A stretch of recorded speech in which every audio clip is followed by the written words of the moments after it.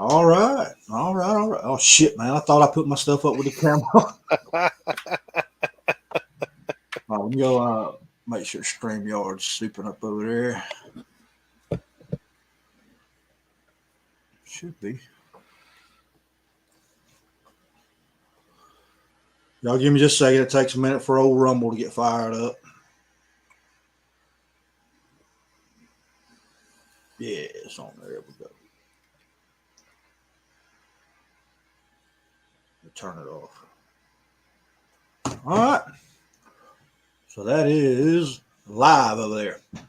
We'll give it a few minutes, let everybody get in here, and then we'll start trying to knock this thing out here. What I got going on here? I got something wonky going on with my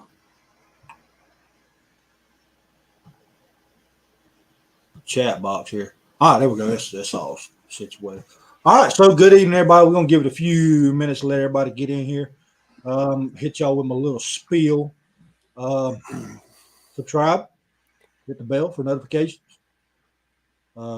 Make sure y'all get on the site, sign up. Those of you that are already on the site, if you think you might want to join the actual organization, you go on that website, scroll all the way down on the main website to the bottom, and there is a recruitment form. You can fill that out, and our recruiting director will contact you, and we'll get you set up. So by all means, do that. If you're not signed up on the site, do that as well. If you'd like to donate, it is in the description as always. You can if you'd like. If not, then don't worry about it.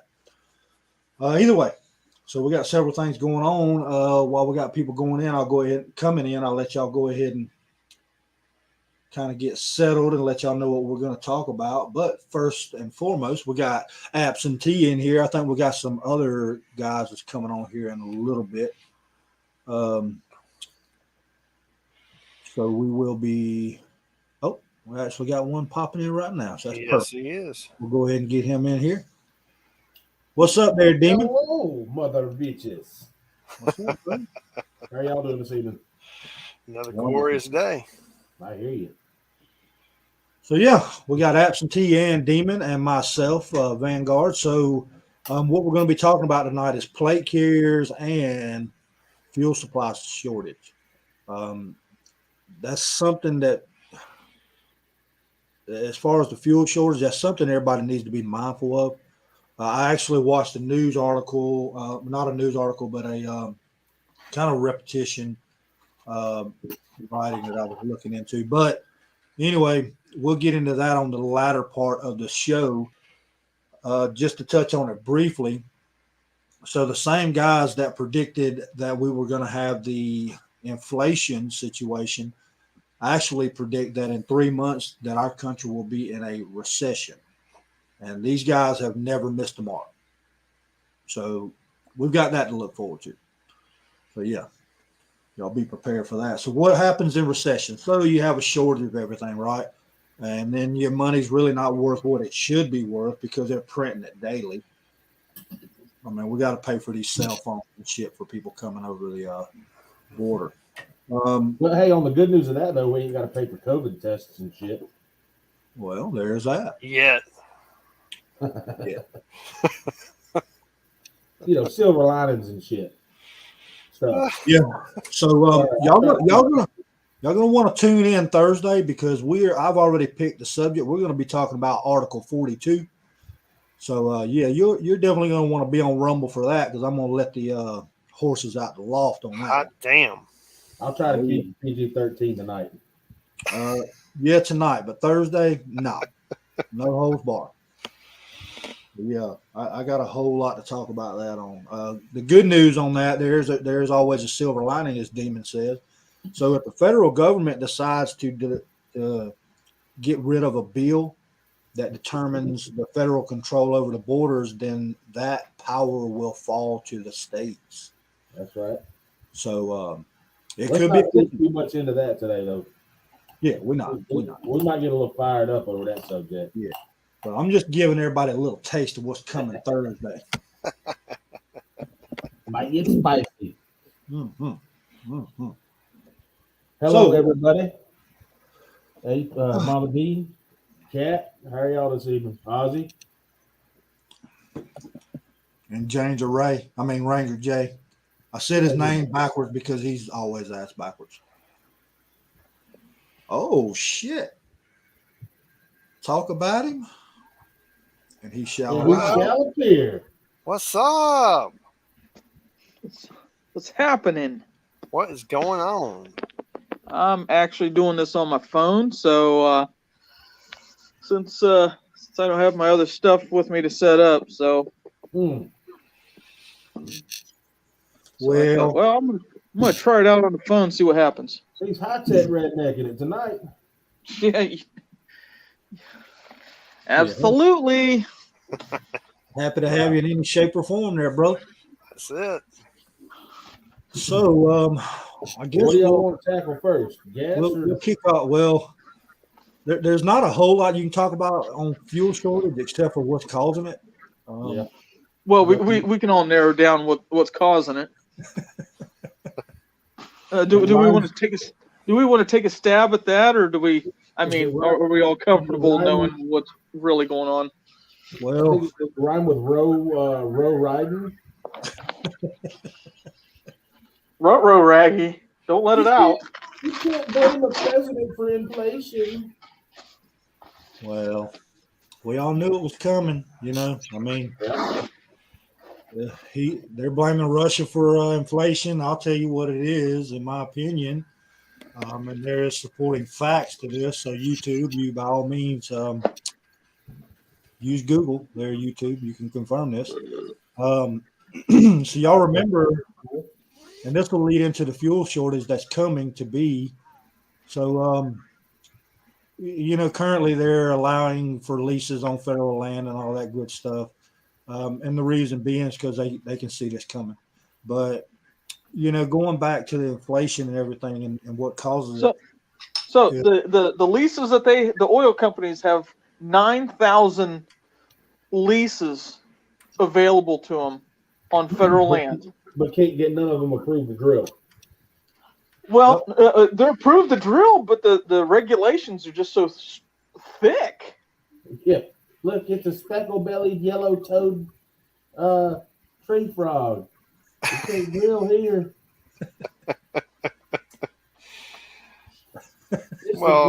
It's the great astral squirrel of Jupiter. We can't drill here. That's it. Either that or it's a damn place that's impossible to drill and get anything.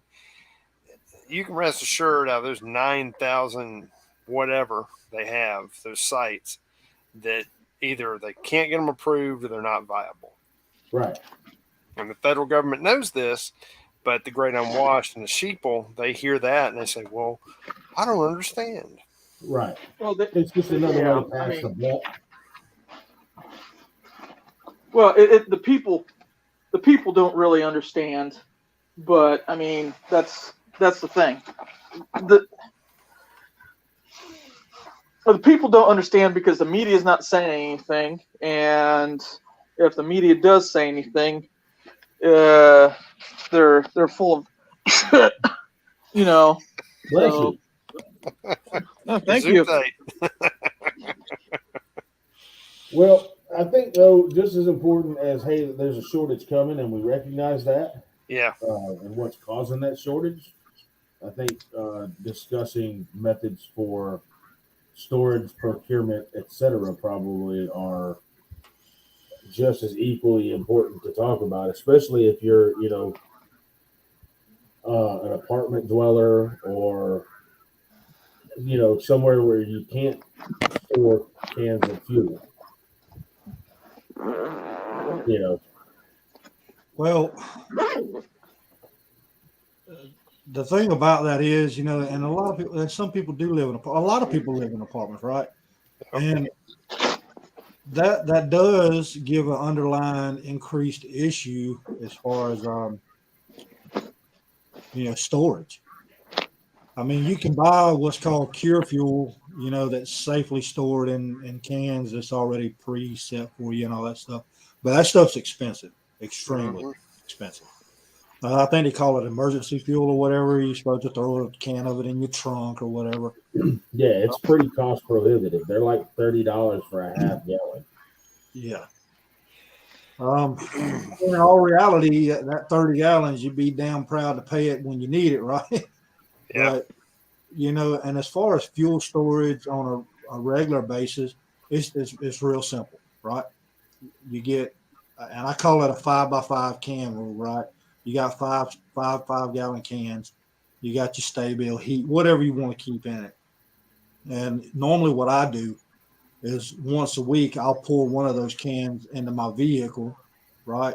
It's like FIFO, first in, first out. And that just keeps the preserve going.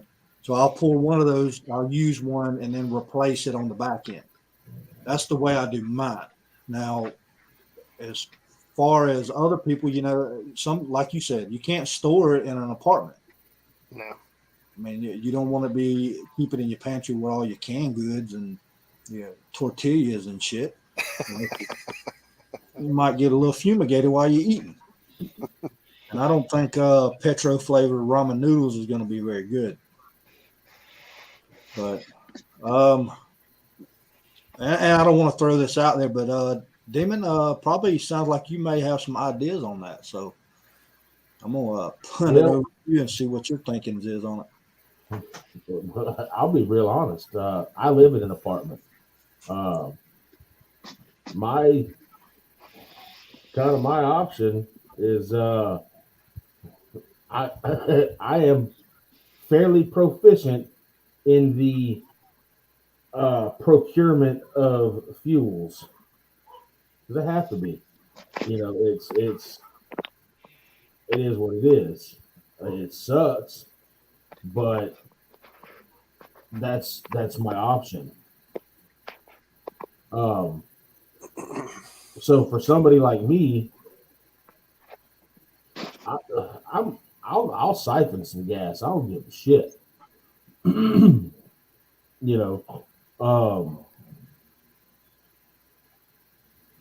But I don't really have storage options. You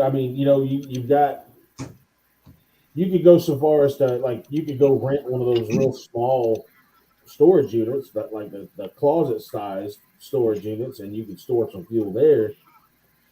But and then there are different apartments and stuff like that might have like a utility closet outdoors of the apartments. You got options there. But if you're in your typical apartment building, right, where you've got, say 4 apartments on a floor and there's a breezeway and you don't have those kinds of options, you're kind of limited to storing it in your vehicle, right? And if you're driving a car, that's obviously a problem, because gas cans have to off gas. If they don't, they'll rupture. So those fumes have got to go somewhere, and if they're in the trunk of your car, they're going to go into the passenger compartment of your car. So if you got an option, like you got a pickup truck and you can lock those cans and lock them in your vehicle, that's an option. But for people who might not have that option, you may have to look at alternative procurement methods rather than storage methods. Have like a hole saw in a bucket. Or have a fuel can that'll hold 5 gallons. This way, if you, God forbid, have to resort to siphoning fuel, you have the ability to do it. Now, I'm not advocating for the theft of gasoline, YouTube. I am not advocating for illegal activities. But whatever. Need your hand siphon too. And those things can be picked up for pretty cheap. You can pick up a hand siphon for like $10. Yep. my point being that if you don't have the ability to store fuel, you need to have the ability to procure fuel. Well, even Absolutely. I mean, let's keep it even real. even if you can store fuel, sooner or later, either A, people are going to find out you got fuel, try to take it, or B, you're going to run out. Right. And if you're out there scavenging, you kind of need to have that on hand anyways. Now, another option, and I'm going to take this piece of advice from a video I watched earlier today from Warrior Poet Society. And alternative transportation methods.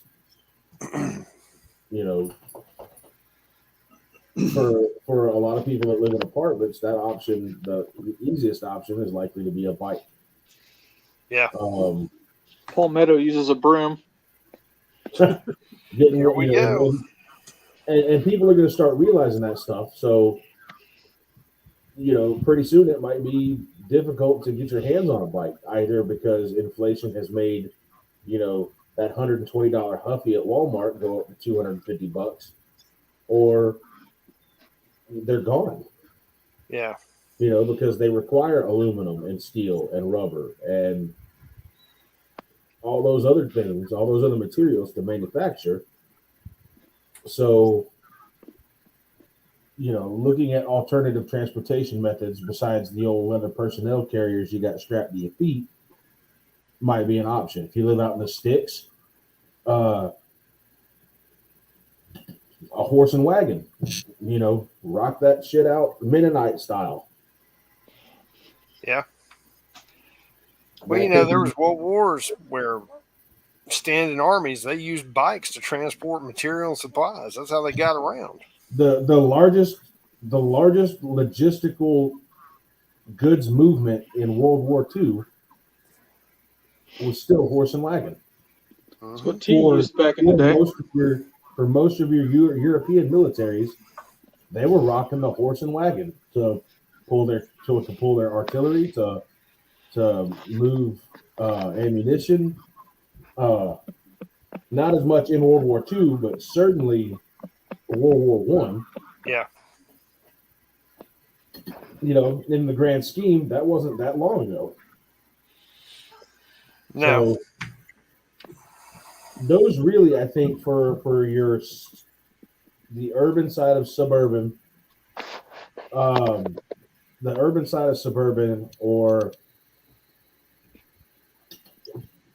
your apartment dwelling folks, bikes and your feet are going to be your friend. That's really bicycle and comfortable shoes, because when the gas is gone, it's going to be gone for everybody. That's true. So, I mean, unfortunately, no, I don't have well, you can build a bunker and store your gas in it. That's stupid.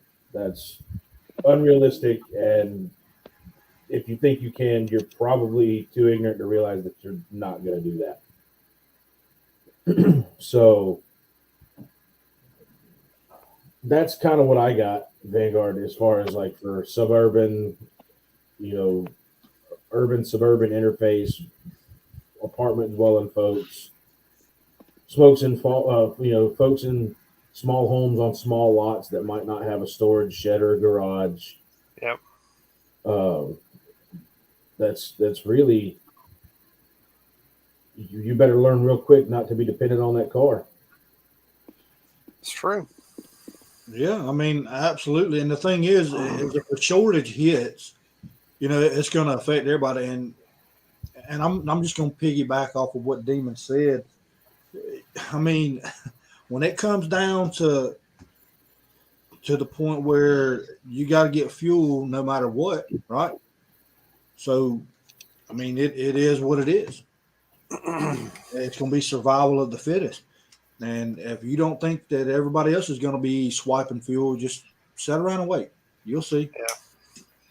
Well, I'll go one further than that, Vanguard. If there's a fuel shortage and you ain't got fuel to get around, that means everything else has a fuel shortage. That means there's no supplies. Right. That means there's nothing in the store, nothing in the drugstore. You got a whole different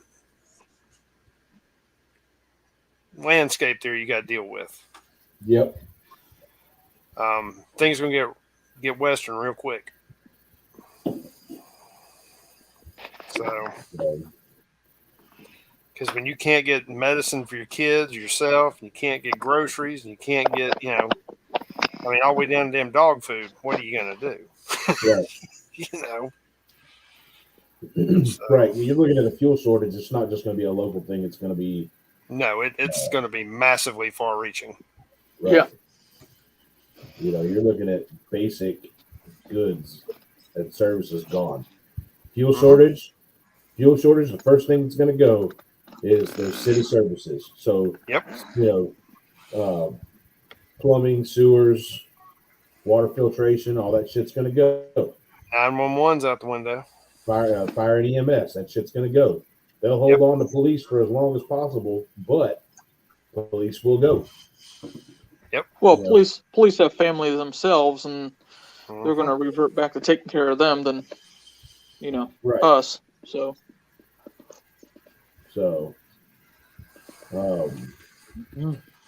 and really, it's as we have all said, and let me see. How do I put this YouTube friendly? You can check this yourself. You can do your own research, but this shit's being caused by the jackasses on Capitol Hill Mhm. because they're not going to want for it. No, They're going to not yet. So that's the truth of it. Is if there's a gas shortage, there's going to be a shortage of everything else. What do you So- think sometimes that the bottom feeders in Washington, I get they don't give two greasy shits for the working man. I got that.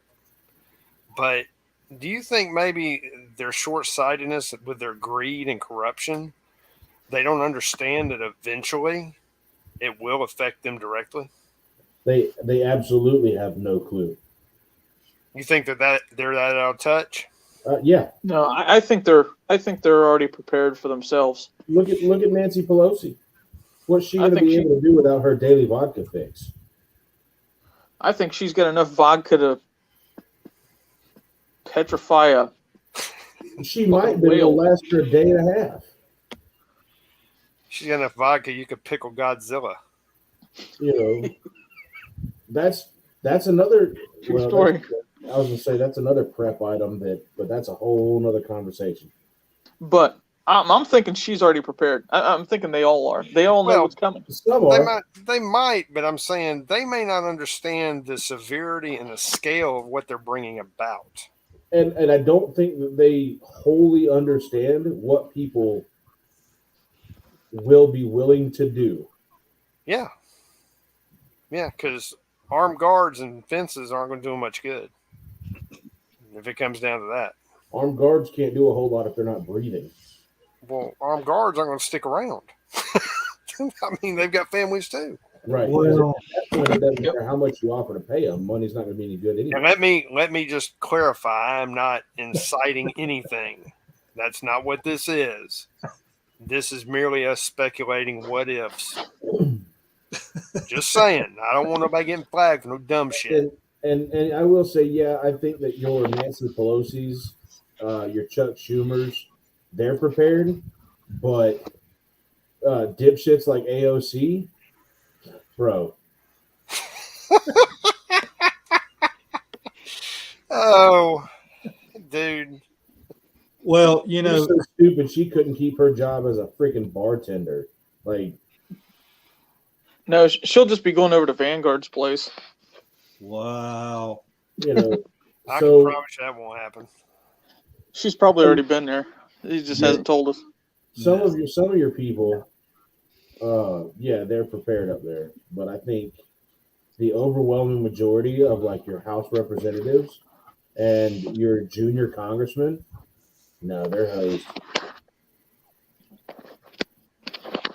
Well, some people don't have a clue. And we talked about the fuel shortage and the apartment situation, stuff like that. And I mean, I'll go ahead and tell y'all flat out, I may or may not be making my own fuel if you get what I'm saying. No, I don't get it. You So- have to spell it out. Yeah. I'm Well, not- you know, and especially like if you own a diesel vehicle, your options are vastly more wide because you have alternative fuel sources that you can use.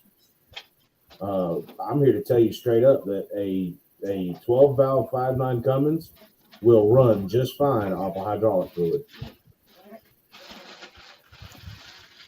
A lot of damn hydraulic fluid. I mean, yeah, but you go to $100 a 5-gallon bucket. no, all you gotta okay, here simple solution for that. Go to a truck servicing center and get their drums of used hydraulic fluid. Because that's all their brake fluid and shit is just regular old hydraulic fluid. Yeah, I mean, I know a guy that gets all the McDonald's grease trap grease too. So You know, biodiesel, yeah. You know, you'd be surprised what the right. Well, I'm talking more of high output ethanol. well, yeah. Yeah. Hey, Well, here. just to remind you, I need a refill on that Well, look, corn apple liquor will pie run- corn liquor fuel will for run my a lot of truck. things, but it don't run in a gas engine very good. I mean, the apple pie fuel in my truck is running out. I mean, I used up the last bottle or jar yesterday, so I don't know what you're talking about.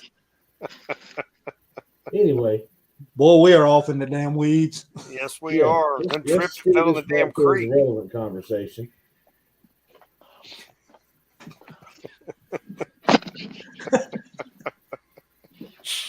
Oh, so moving right along. Yeah, Hillbilly knows what I'm talking about. My biggest suggestion would be start looking for alternative transportation solutions. Well, yeah, there's always that. I mean, and the thing is, there's no speed limit on a bicycle. You know what I'm saying? As fast as you can pedal it, that's as fast as you can go. Yep. All right. Yeah, it might be, but I tell you what, riding a bike sure a hell of a lot faster than walking. Well, there's that. Except when you're going uphill, then it's kind of a challenge if you ain't used to it. You can still do a drive by on a bicycle. They'll be just fine in Chicago. Well, the thing is, they'll be plentiful. You know, you got all these anti-fucks running around on hoverboards and pink bicycles and shit. Priuses. Just swipe one, you know. You know how many bikes you could get if you threw one box of Hot Pockets out in the middle of the street? Oh, thousands. Oh, my bad. I didn't mean to insult anybody. I apologize. It's not an insult if it's the truth. So, if you haven't figured out, this is kind of a /informational, instructional /comedy channel here. I I don't know. I feel like the as far as fuel, it's kind of exhausted. The unfortunate reality is there's not a fat stack of hey, you can do this outside of put it in gas cans now because it's cheaper than it will be in a week. Yeah, and I mean, there's short steps you can take on it. Number one, don't run your vehicle until it's on empty. Keep a half a tank in your vehicle at all times. Mm-hmm. And you know, the whole mentality of procrastinating, oh, I'll get gas tomorrow, I'll get gas. No, don't do that. Mm. Number one, you're probably saving money by going ahead and getting it because any given moment it could spike up again, right? So, you know, and I tend to keep mine. I can't stand to get in a vehicle and it be below a half tank. It just drives me crazy. Yeah. But, you know, That's where I keep mine at. all right, good. So, I guess we'll switch over to the other topic, which would be plate carriers. We did have this brought up to us, and you know, some people are just now kind of stepping into the arena of plate carriers. First thing I'm going to say to you before we get into all this, don't let it scare you. Okay. A lot of people will get hung up on these different brands. What's better? What's the best? Blah, blah, blah, all that stuff. Any plate carrier and any plates is better than none. Always keep that in mind. All right. And then, you know, a lot of people, the first thing they do is they go on there and they get hung up on, well, this one here's got all these additives and everything like that for, you know, $600-700. You don't need that. You're not going to war. You know, I mean, Think let's to just, yourself, you want to keep your plate carrier, you know, for currently, you know, you want to keep it functional. You're not doing any good if you've got 75 pounds of shit attached to your plate carrier. I mean, what's practical? So, plate carrier, what you need to get your mentality kind of set around is you want to use this in the event to be able to get out of a situation. So you're not going to carry enough stuff to go take on a whole civilization, right? You're going to carry what you need in order to be efficient. And that's the best way to look at it. You know, and I talk about this all the time and things like that, just functionality.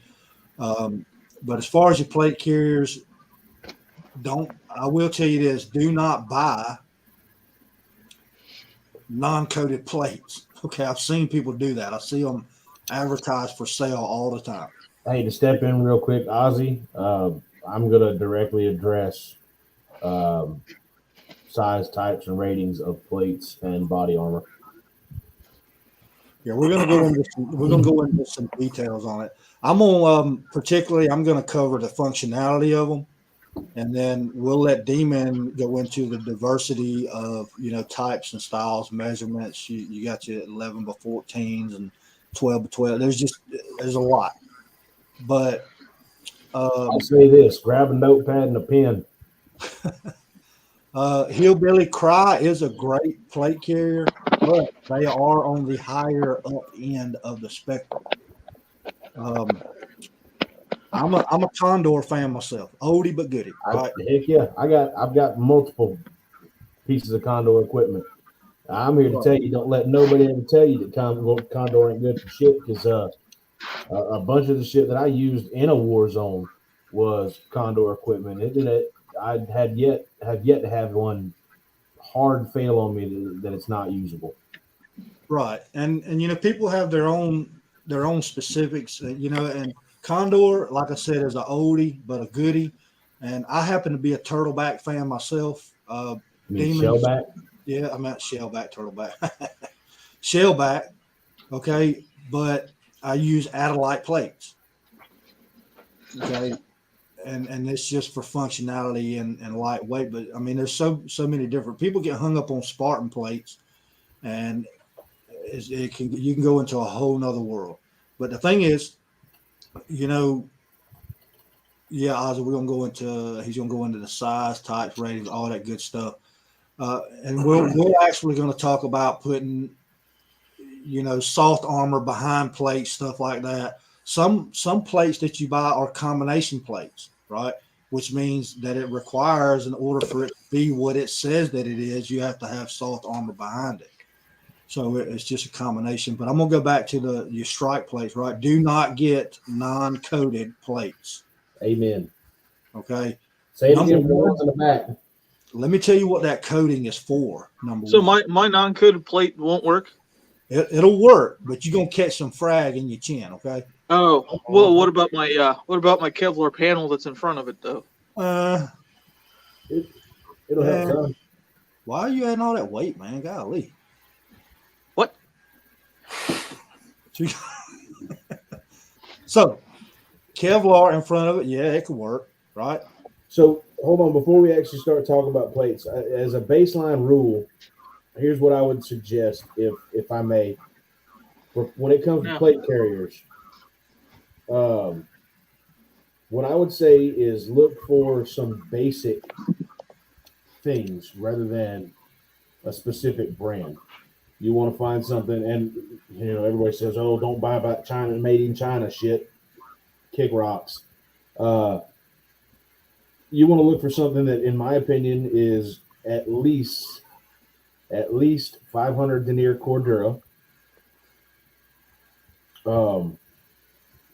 You want good coverage front and back. If you want a cummerbund, that's on you. Cat, have a good evening. Glad to have you in. We'll see you later. And you want to have, theoretically, if you are of such a mindset, you want to have the ability to attach a first aid, a trauma kit, hydration, and ammunition. Spartan Armor makes some Mavadi. They make some plate carriers, but they also sell a lot of other people's plate carriers. But that's kind of what you really want to look at, in my opinion. Good padding on the shoulder straps, 500 denier Cordura or better, because that's going to give you better long-term durability for abrasion resistance, et cetera, et cetera. And good front and back coverage are really where you want to be at for a plate carrier. What you need that plate carrier to do is kind of individually based. So whether you want to have a cummerbund and, side plates or no side plates and run it minimalist style where it's kind of slick and concealable, that's individual determination. But those are kind of your baseline of what you want to look for in a carrier itself. You can get them all the way down from my very first plate carrier that I purchased after I got out of the military. Was a Condor vest that I spent $69 on, and I still have it. And I've beat the shit out of it. Dusted off, and it has held up fairly well. And I train in it. I go out and I roll around in it, and I shoot in it, and I move in it. It's heavy, but I built that one to mimic what I wore in the military, because that's what I was kind of comfortable with. So that's what I look for as a baseline in a plate carrier itself. So sorry to jump in on that there. No, you're good, and that's what we need to cover. And the thing is, guys, as you want to, and ladies, you want to look at comfortability as well. A lot of your lower line plate carriers, they don't come with padded shoulder straps. That is, I'm going to go ahead and tell you, that is a must. If you plan on wearing this thing any given time, you're going to have some weight on you. Yep. And it won't take long, and it'll start cutting in. And there are options for, if you decide to go with something cheaper, Pool Noodles make for a great shoulder strap pad. Yeah, I mean, you can make your own stuff, all kinds of stuff that's available. You just got to kind of be, intuitive about it and kind of build it to what you're going to be doing. We could sit here and tell you what we think all night, but you've got to build your plate carrier to fit your specifications. Right. Some people are bigger, some people are smaller, some people, like the cummerbund, some people like soft armor, like heavy armor, and it depends on the situation. Myself, I want steel plate or ceramic, right? Or both, which what I have. So, and you kind of got to build it in what the situation is. You don't want too much stuff on there that you cannot pull your EDC, with the equivalent speed that you normally would be able to without a plate carrier. And there's a lot of stuff that we can go into. We're probably going to make this a 2-part video, because we'll go into details again on this, because you can go on and on and on about plate carriers. There's some weeds you can dive down into for sure. Yeah, and it's all about functionality, everybody. But don't let it scare you. Get on there, kind of figure out what design base you want to go with, what functionality you want to have, and then you can actually pick you out a carrier that matches your specific needs. But I'm going to tell you, there's 3 things that comes into play when picking out a carrier. All right. 1 part is cheap. Okay. 2 part is going to be comfort. All right. And number 3 is going to be protection. You're going to have to pick 2 out of the 3. You cannot get all 3 in one combo. Right. It's just not, you can't. it's not going to happen. You can't have it all. I mean, you like you said, you want mobility, and with that, you want to keep that thing light. But Right. you're gonna pay for it though. Yep. Like ceramic plates or the what is that other one that you mentioned, Demon? The poly. Lightweight. They're the UW or UHWMPE. They're lightweight polyethylene plates. Polyethylene. Yeah, But those. they're about I mean, $600 per plate. Yeah, but you're going to pay for that. I mean, you're going to be able to move like a cheetah like me, but the thing is, if you get some of the cheaper stuff, you got like steel plate, yeah, it's going to slow you down. It's going to be like a boat anchor, but I got my own opinion. Demon's got his theory on a lot of stuff. And I mean, there's a lot of stuff we agree with each other, but man, I'll tell you, I like that steel plate. Armor plates are not one of those things. Yeah, I got we've one had word to conversation. advocate for ceramic over steel. Buoyancy. Man, I tell you what. Shit. If I'm in a situation where I need to fucking swim and I'm wearing damn body armor, then apparently I'm in the wrong fucking place. It might not necessarily be a matter of swimming, but if you fucking turned over a vehicle in a ditch that's full of water, you'll be damn sure glad you're not wearing steel. Dude, I'll tell you what, you're gonna be able to have the freaking boat anchor off the Titanic and still be buoyant. What do you mean? Wow. I will. You're right. But some of these scrawny cats, you put steel on them, and that's a stationary target. What are you trying to say? Scrawny cats. Oh, I'm talking about you there, Thickums. Yeah, I mean, zero fat mass equals easy target. What the fuck? I think though, let's go ahead and go over the actual like levels and types. Take it away there. Zero fat my ass. Yeah, you ain't no brick shit house. Low fat, low. Like a diet Yoo-hoo or some shit. So yeah, whatever. I'm not sure if everybody's aware, but the NIJ, the National Institute for Justice, those jackasses have established testing parameters and levels for armor. You've got for both soft armor and hard armor. Soft armor, there are 3 levels. Hard armor, there are 2 recognized levels. So we'll start with soft armor and work our way up. We'll start with the lowest and go to the highest. The first is going to be level 2A. This is like the concealable soft armor, like the cops wear under their duty vest under their shirt. It's soft, flexible, easily concealed, but the only things that it will protect against are 9mm FMJ and 40 Smith & Wesson. Most law enforcement now is at 3A or 3. Yeah, 3A. 2. I can't think of any place that wears 2 anymore.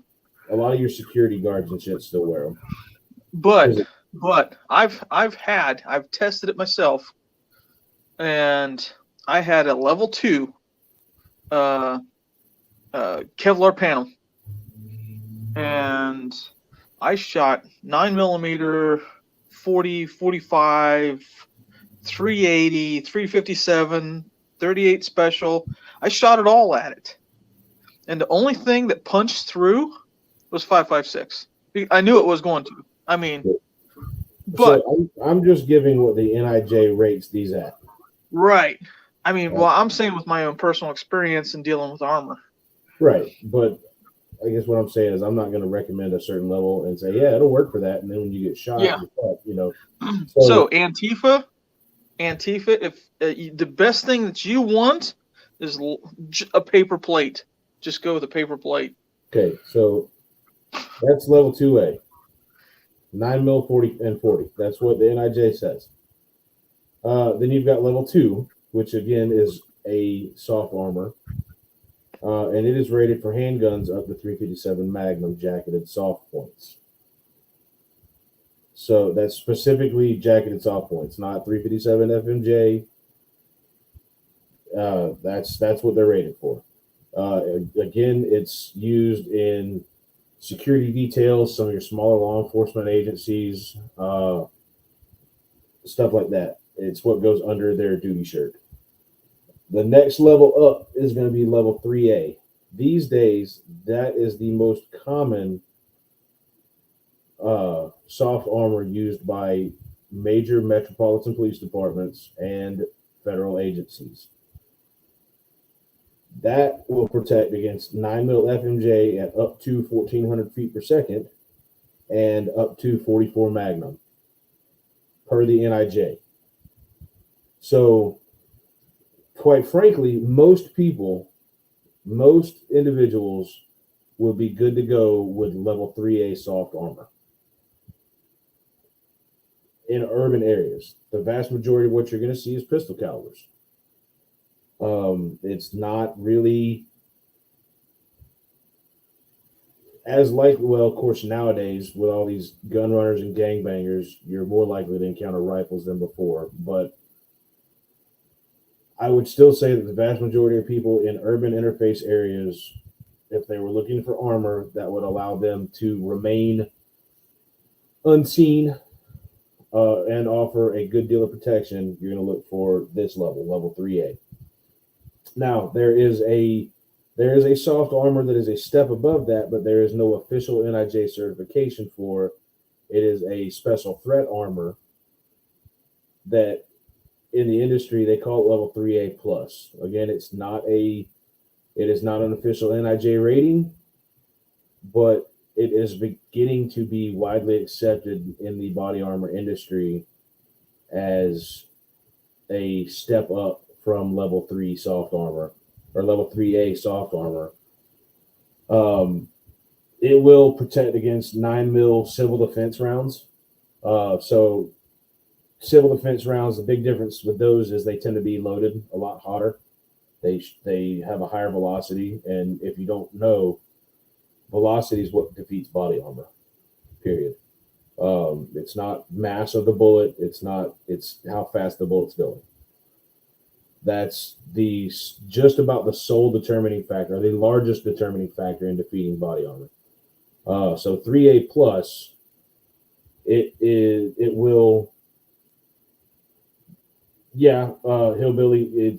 Think of it like most of your civil defense rounds are rated or are loaded at 9mm plus P. They're a hotter round. So it'll defeat civil defense rounds, 12 gauge rounds of various types, buckshot and slugs it will defeat. And it's also especially rated to defeat 5.7 by 28mm, which is a super fast round. It's going like 2,200 feet per second. It is a hot rod of a round. Lots of cops in the 90s were getting killed with 5.7 by 28. So that's kind of your soft armor classifications. Has anybody got any questions so far that's in the chat? I know it's a lot of information. Like I said, grab a pen and paper.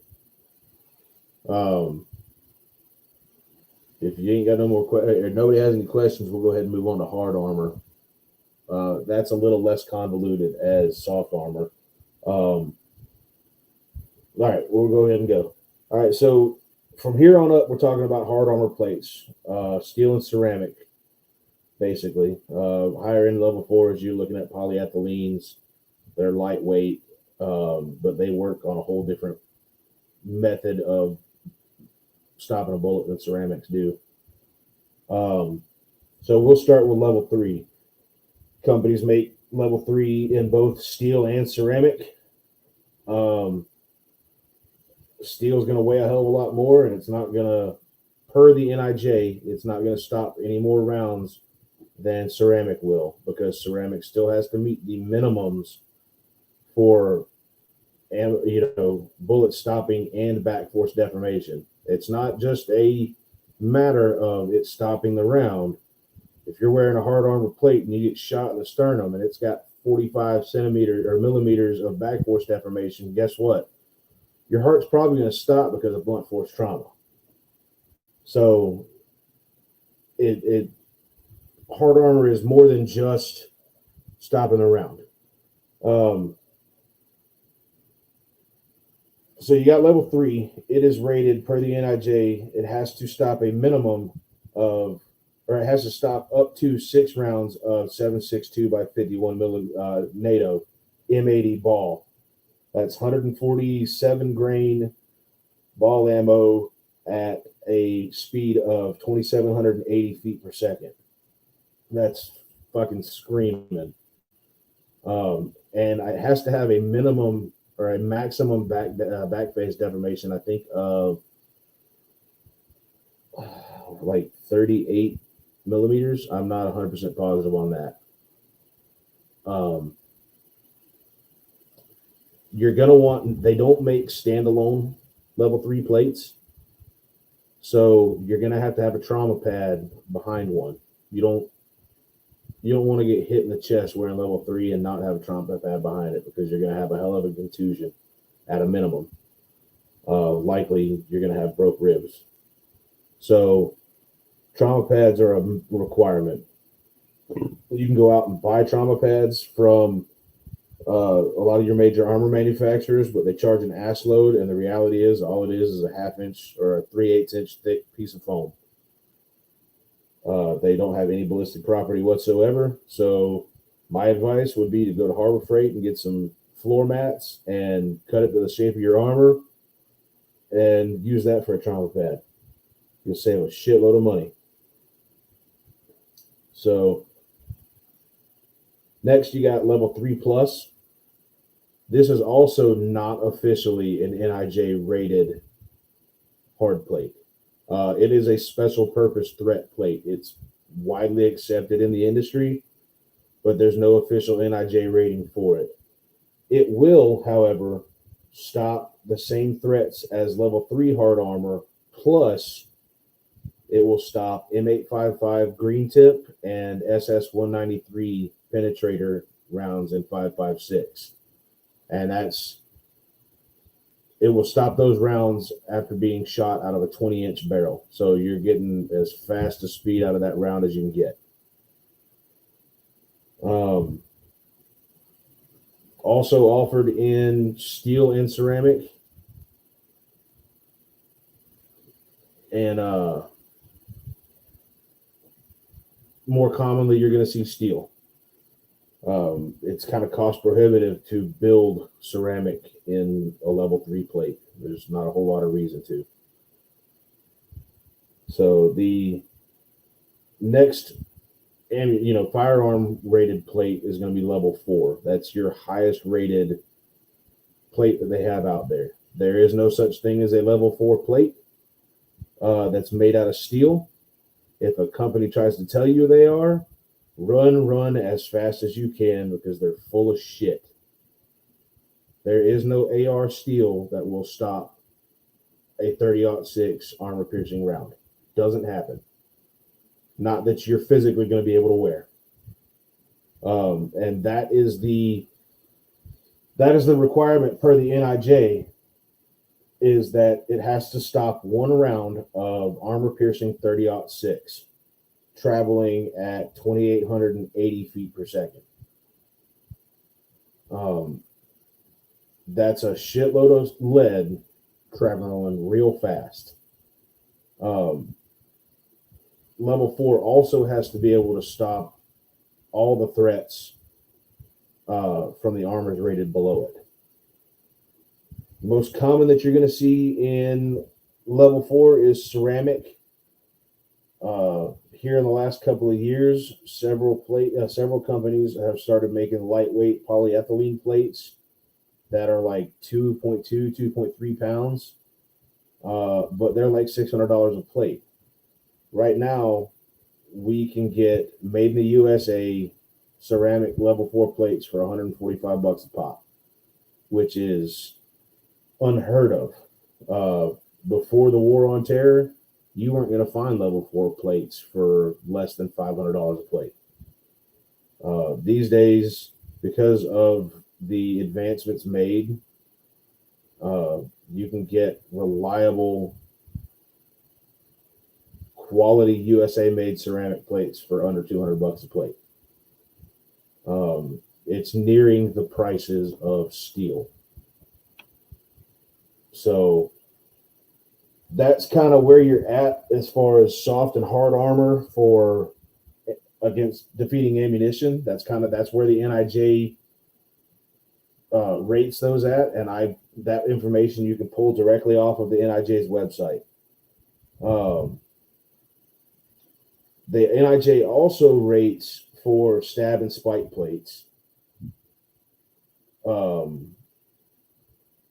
And there are requirements for that, but if you're wearing a ceramic or steel plate, you're probably not going to get stabbed in the plate.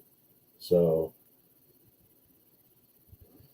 it's not really a big deal, in my opinion. They're kind of a specialty market for stab and spike armor, and there's a good chance that if you're in the fields that require it, you already know about it. So I'm not going to cover those today. Me, myself, I run level 4 ceramics in a Prime Armor plate carrier. There are a couple of brands that I would recommend. And I would recommend, if you're buying ceramic, buy USA made. RMA Defense has plates for $145 a piece. Chase Tactical, there's dozens of American made ceramic plates to be had. Don't buy fucking Chinese shit. So if you do, well, that's on you. So, because nothing coming from overseas is getting rated by the NR. It's not getting certified by the NIJ. I will say this: if you're looking at armor and you're looking at a company, if they don't have their ballistic laboratory results posted,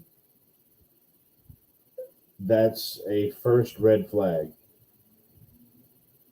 I have bought them before where their results aren't posted, but I have also contacted those companies and requested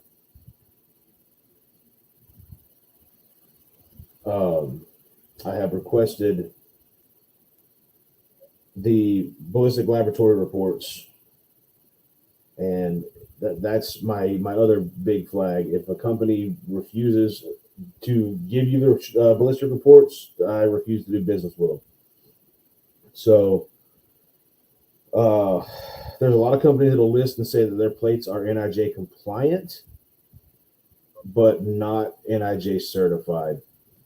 The big deal with what you'll see with the verbiage between those two is it's a matter of money. It costs about $30,000 to get a model of plate NIJ certified. So there's a ton of companies out there that make plates that are NIJ compliant and will provide you with the testing from ballistic laboratories to prove it, but they're not NIJ certified because they're not willing to shove out $30,000 per plate model that they manufacture. So don't necessarily let that sway you. The big thing you need to know is what the NIJ certification requires. And that is for number and type of rounds, back force deformation, all of that data. And then you can look at their ballistic testing and compare it. I will say this: if a company does not have NIJ certified, and they haven't gone through a real ballistic laboratory like Oregon Ballistic Labs, I would be hesitant to spend my money there.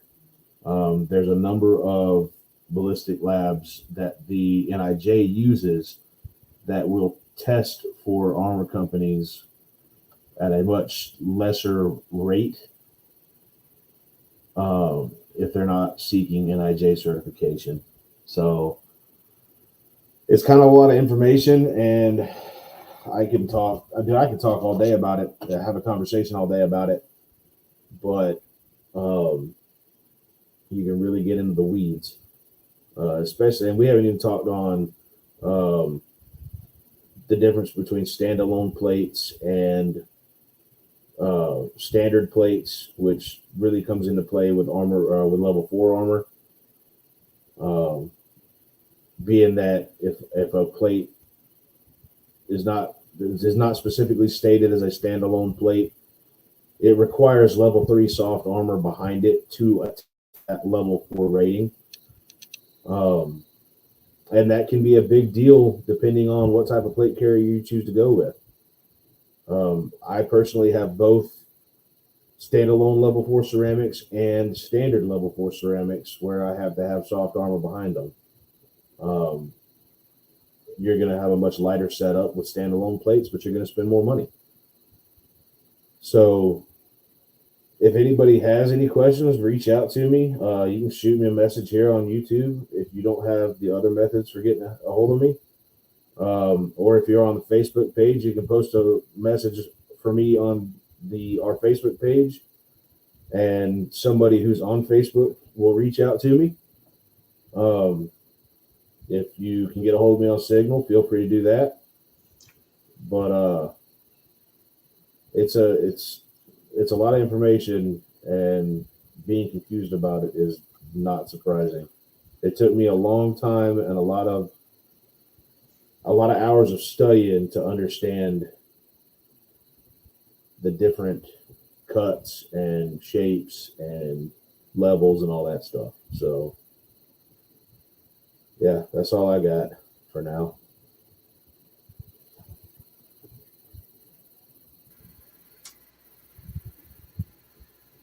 Wake up, Vanguard. I'm done.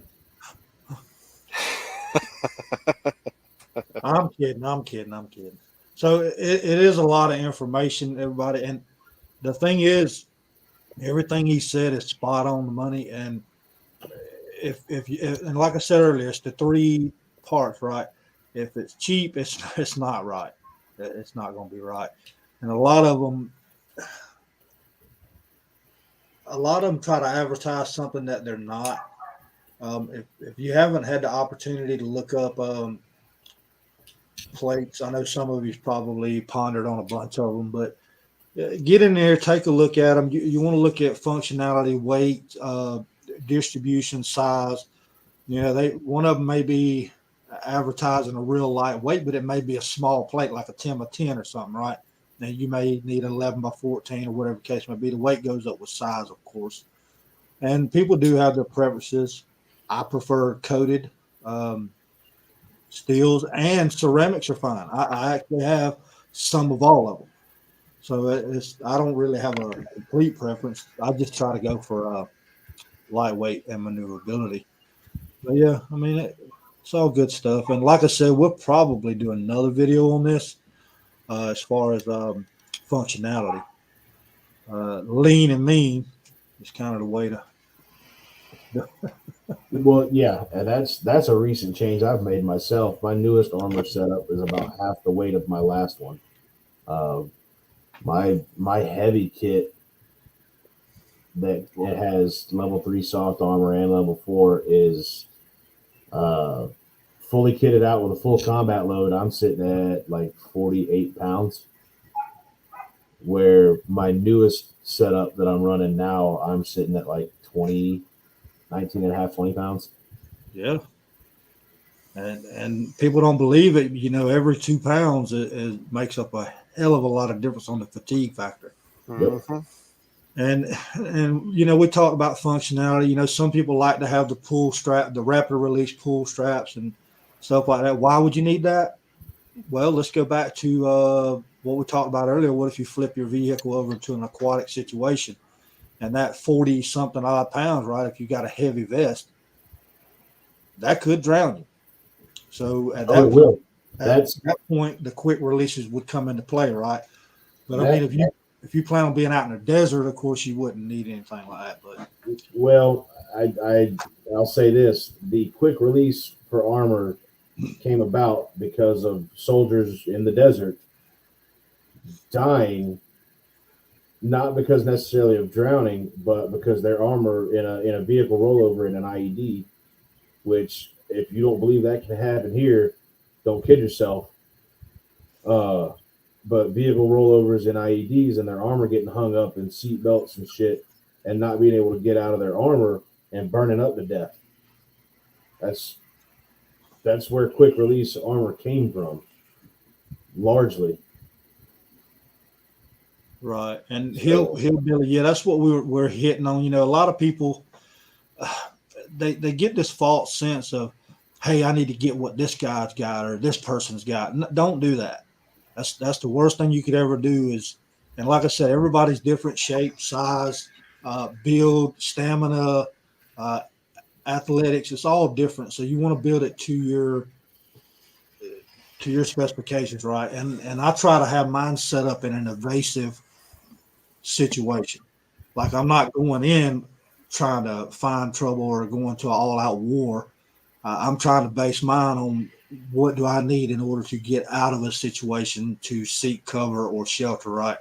So lean and mean is the way I normally determine mine. And me and Demon's talked about heavies and lights and mediums and all that stuff several times, but I mean, you can get up there. You start adding, 15 mags on there and flashlights and your night vision pods and all kinds of shit on there. It gets heavy really, really quick. Yeah, you And got then- a magazine of 5.56 in a GI steel or aluminum magazine is a pound. Yeah. So you look at 6-8 magazines. I mean, you're already at almost half the weight of my current plate carrier setup. A pound, a gallon of water, 3 liters, 3.5 liters of water weighs 8 pounds. A decent trauma kit, an IFAC, you're looking at 5 pounds at least. They get heavy quick. So trim the fat where you can. But the name of that game is the lighter it is, the more it costs. Right. And that's a fact. Whether you're talking about plate carriers, plates, all of that. Generally speaking, the lighter it is, the more it's going to cost, because the more expensive materials that are used to make it. Right. And a lot of people, they freak out because they got everything mounted on their carrier plate, and utilize your battle belts and stuff like that, guys. That's something else you need to look into as well. Because, what if you got a drop plate? I mean, it happens. Sometimes that's a whole nother conversation. Yeah. Is levels, layers of kit. We could have a whole nother 2-hour discussion on that. Jay, I completely agree. If you've got 10 magazines on a plate carrier, you're probably fucking clueless and don't need to be there to begin with.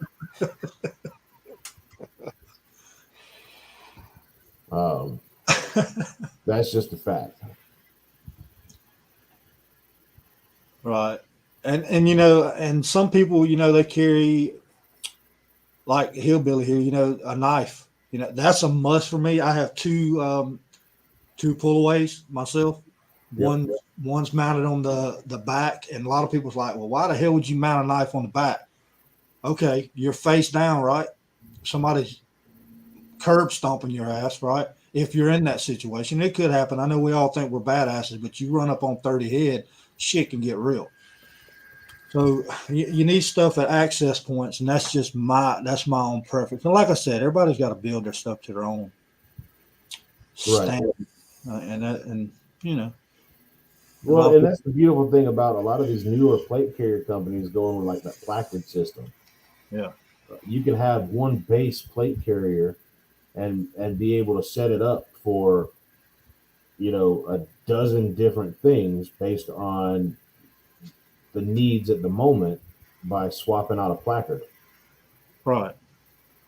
And that's it's come a long ways, y'all. I don't know if any of y'all's looked at the history of plate carriers and plates, but it's a lot better than the IBAs I started with. God, it's gotten so much lighter weight, right? And just more functionality. Some of y'all may remember that it all used to just be Kevlar, right? Everything was Kevlar. That's all you heard. Jackets. Yeah, but the big thing back then, like Vietnam, flak jackets weren't bulletproof.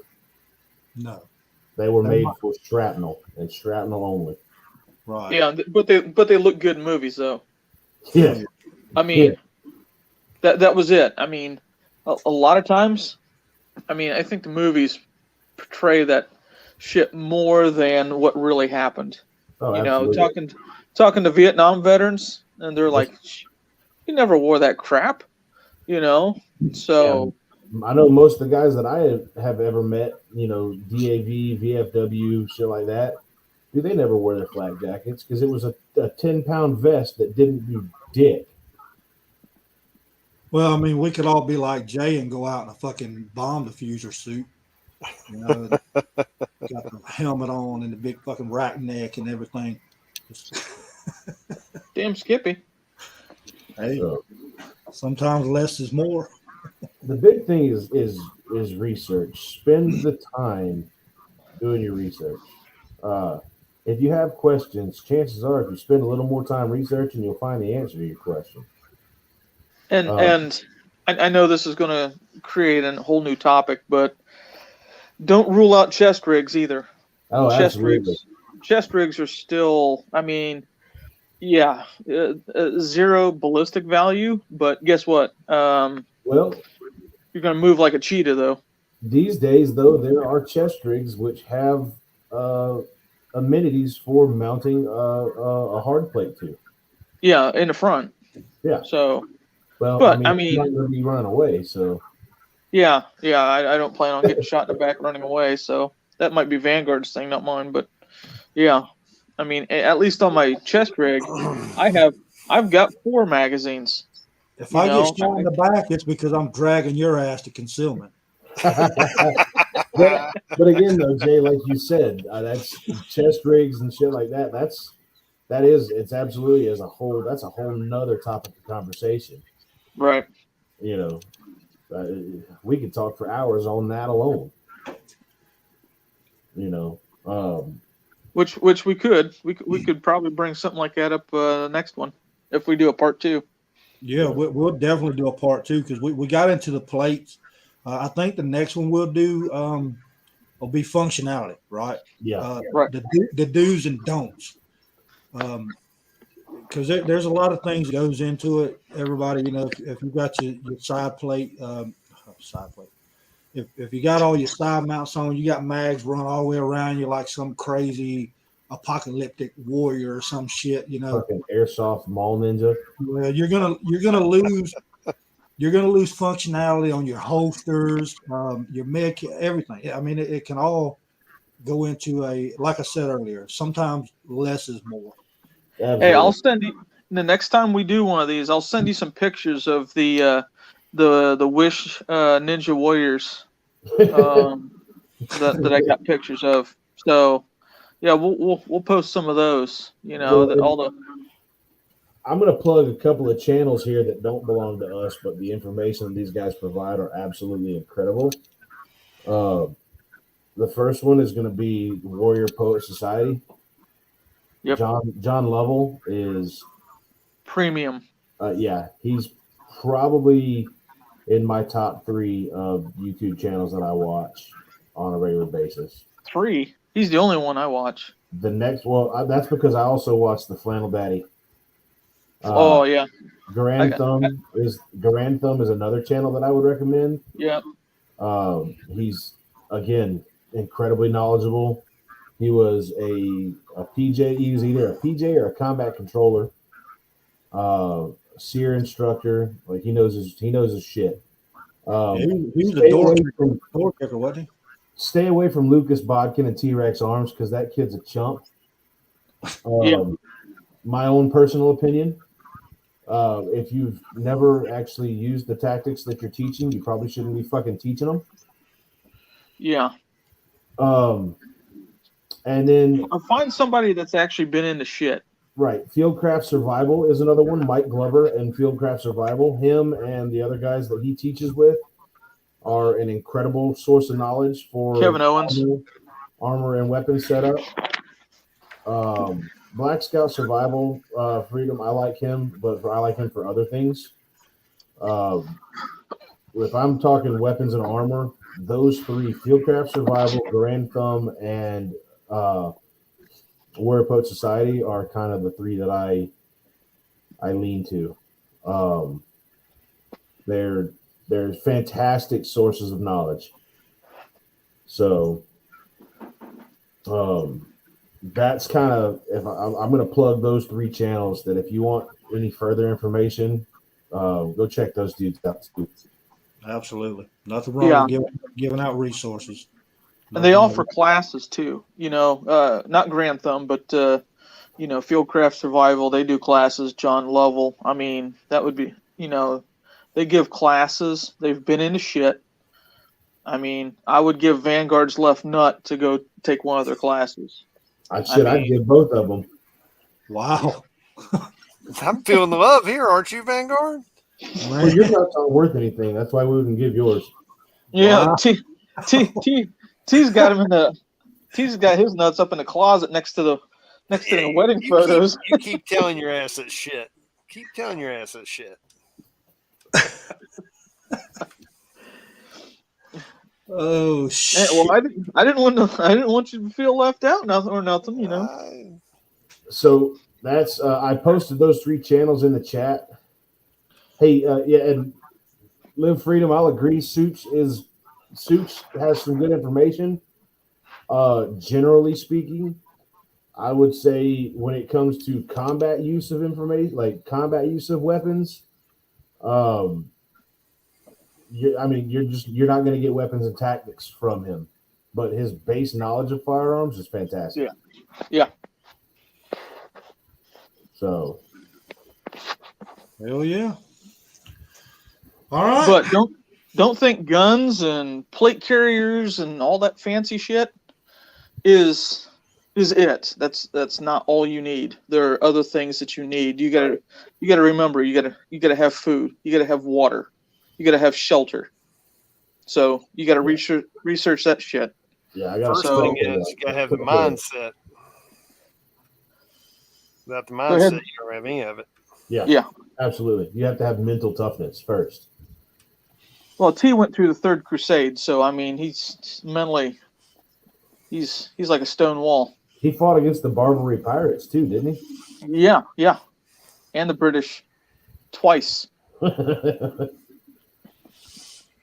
So he knows about that mental toughness. When you get nearly cleaved in two by a battle axe, kind of. Bro, I've been through a divorce. That's all the mental toughness you need right there. Hey, Speaking of battle axe. Me too. Oh shit. So yeah, there's an absolute plethora of solid info. A lot of guys are getting off of YouTube. They're transitioning to other means. Like Rumble. Warrior Poet Society spent the money and created his own TV network because of the issues that the old Google streaming service here has created. But a lot of guys are going over to Rumble and Full30.com as well. Yeah. So,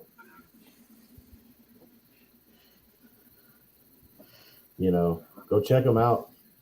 I know everybody's busy, but should I cancel cable? YouTube is my primary source of entertainment when I actually sit down and watch TV.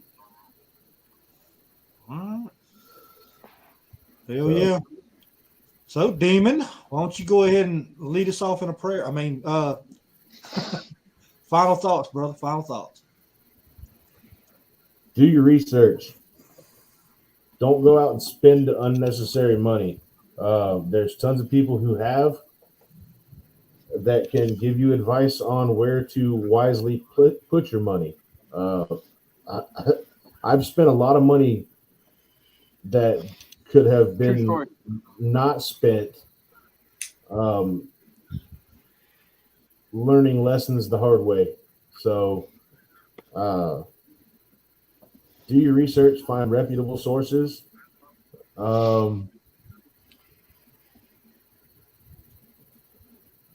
Yeah, I guess that's about it. If you got any questions, get a hold of me. Jay. Shoot, move, oh wait. like, subscribe, hit the notification bell. Carry always. I'll keep it short and sweet. Do your research like Demon said. The other thing I'll say is when you go to look at these different things, don't sit here and get caught in the minutia. Find what's going to work best for you. It doesn't have to be top of the line. Just don't Absolutely. go bargain basement. Correct. And stay strapped and stay dangerous. Hey, if I can circle back real quick, I'm gonna be like Jen Psaki and piggyback off of what you said. When you do start doing research on this stuff, you're gonna find a whole lot of brand whores on the internet who've spent a whole crap load of money on their Cry Precision JPC plate carrier and their Duridium 3 level 4 polyethylene plates and their all that other shit. And they're going to spend their time telling you that everything else is for pores and it sucks because they're trying to justify the money they've spent. Right. And don't let them scare you away from that crap. The reality is 99% of people don't need a Cry Precision plate carrier. If you've got the money to burn on it, shit, rock on. But if you're going to do that, buy 2 and send me one.